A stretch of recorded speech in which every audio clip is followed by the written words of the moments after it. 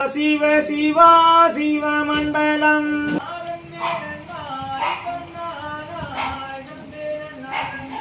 அனைவருக்கும் சமபந்தி, 18 சாதியினருக்கும் ஒரே பொது கிணறு. ஒடுக்கப்பட்ட மக்களின் உரிமை கூறலாய் ஒழித்த ஐயா வைகுண்டர். ஐயா வைகுண்டரின் அவதார திருநாள் மாசி மாதம் 20ஆம் நாள் நடைபெறுவது வழக்கம்.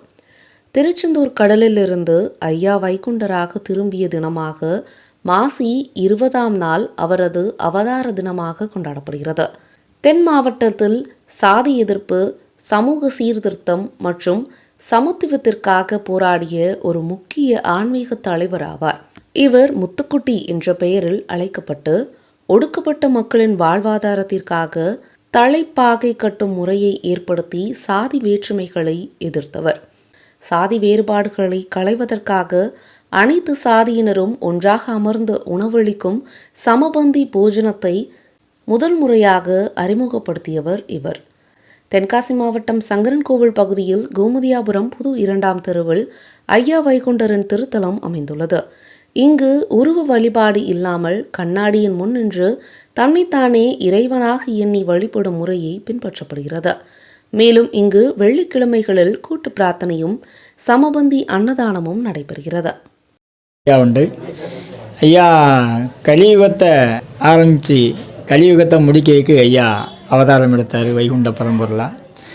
திருச்செந்தூர் கடலுக்குள்ளே 2 உதயமானவர் அப்படியே சாமி தோப்பு வந்து 6 ஆண்டு காலம் தவம் இருந்து மக்களுக்கு என்னெல்லாம் செய்யணும், இந்த மக்கள் படக்கூடிய துயரத்தெல்லாம் மாற்றக்கூடிய நிலையை உருவாக்க ஐயா மானிட அவதாரமாகவே உட்கார்ந்து இந்த அற்புதங்களை நடத்தினார்.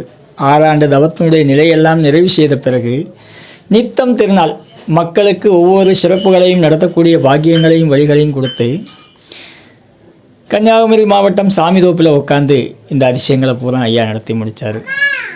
ஒவ்வொரு சிறப்புகளுக்கும் ஒவ்வொரு வழி. நோய்பிணி மாற்றினார், சாதி கொடுமையை மாற்றினார். 18 சாதியும் ஒரே கிணத்துல குளிக்கணுக்காண்டி முத்திரி கிணறை உண்டு பண்ணி வச்சு இந்த 18 சாதியுமாரும் ஒரே கிணத்துல குளித்து என்னிடத்துல வந்து என்னை வணங்கணும் அப்படிங்கிற தீர்ப்பெல்லாம் உண்டாக்கி தந்தார். இந்த லட்சுமி நாராயணர் தர்மபதியில் உட்காந்து அவர் யாருக்கு என்ன வேணுமோ கேட்டதை கொடுத்துக்கிட்டு இருக்காரு. ஆனால் நம்பியவருக்கு மட்டும், எல்லாருக்கும் கொடுக்கல. ஐயாவை நம்பி வந்த அத்தனை மக்களுக்கும் கேட்டது கிடச்சிருக்கு. கேட்காத பேருக்கு, நம்பாத பேருக்கு நான் இருந்து என்ன செய்வேன் அப்படின்ட்டார். அப்போ எவர் ஒருவர் நம்பி வருவாரோ அவருக்கு நிச்சயம் நடத்தி வைக்கத்தான் நான் இந்த இடத்துல உட்காந்துருக்கேன் அப்படிங்கிற தீர்ப்பு ரொம்ப சீரும் சிறப்புமாகவே இருக்குது. எண்ணிய நிலைக்குள்ளே எல்லாமே எண்ணமாகவே நான் உங்களுக்கு உள்ளே இருந்து வழி செஞ்சுக்கிட்டு இருக்கேன். 6 யுகத்துக்கு அரக்கன் இருந்தான், அதனால் ஐயாவுக்கு உருவம் இருந்துச்சு. இது 7ஆவது யுகம், கலியுகம். கலியுகத்துக்கு உருவம் இல்லை, மாயை. அதனால தான் உருவம் இல்லாமல் நாமத்தோடு உட்காந்துருக்காரு. ஏன்னா தாழ்த்தப்பட்ட ஜாதி அப்படின்னு ஒரு சொல்லிருந்துச்சு. இதெல்லாம் மாற்றி ஒரு குடையின் கீழ் அரசாள்வேன் அப்படின்னாரு. எல்லா சாதியினரும் என்னிடத்தில் வந்து எல்லாருக்கும் ஒரு போல் ஒரு நேரத்தில் தாழ்த்தப்பட்ட ஜாதிக்கார் கோயிலுக்குள்ளே போக முடியாது. அதனால் இதெல்லாம் மாற்றி வைக்கிறதுக்கு தான் நான் அவதாரம் எடுத்து 18 சாதியும் ஒன்று போல் என்னிடத்தில் வந்திருந்து இந்த பாக்கியங்கள் பெற்று செல்லணுங்கக்காண்டி தான் இந்த அவதாரத்தினுடைய நோக்கமே. ஐயா உண்டுனாலே எதுவும் இல்லை என்கிட்ட அப்படிங்க சொல்லு.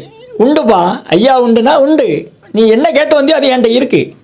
அதை நீ எப்படி வாங்கணுமோ அப்படி வந்து என்கிட்ட வாங்கணும்.